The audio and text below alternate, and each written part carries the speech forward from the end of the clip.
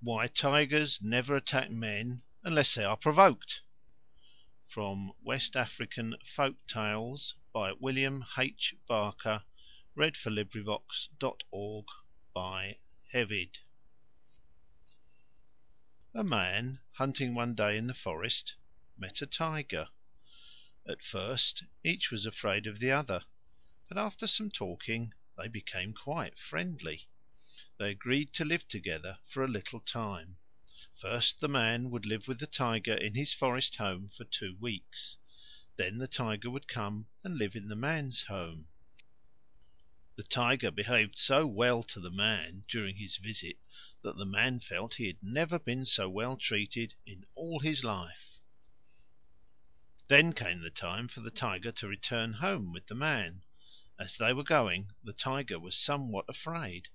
He asked the man if he really thought he would be safe. "What if your friends do not like my face and kill me?" he asked. "You need fear nothing," said his host. "No one will touch you while I am there." The tiger therefore came to the man's house and stayed with him for 3 weeks. He had brought his male cub with him, and the young tiger became very friendly with the man's son. Some months later the man's father died. When Tiger heard of his friend's great loss, he and his cub set out at once to see and condole with him. They brought a large sum of money to help the man.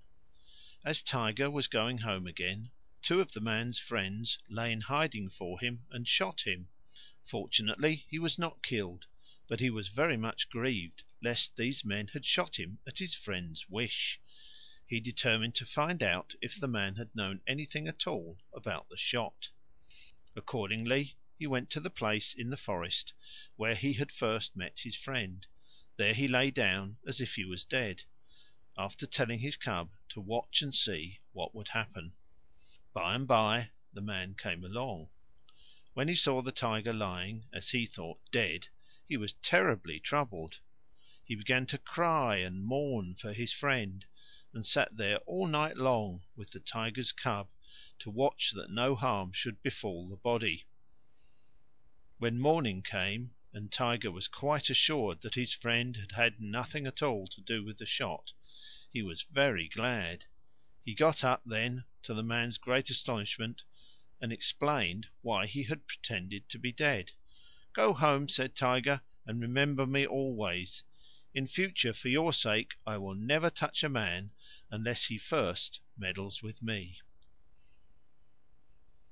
End of Why Tigers Never Attack Men Unless They Are Provoked. This recording is in the public domain.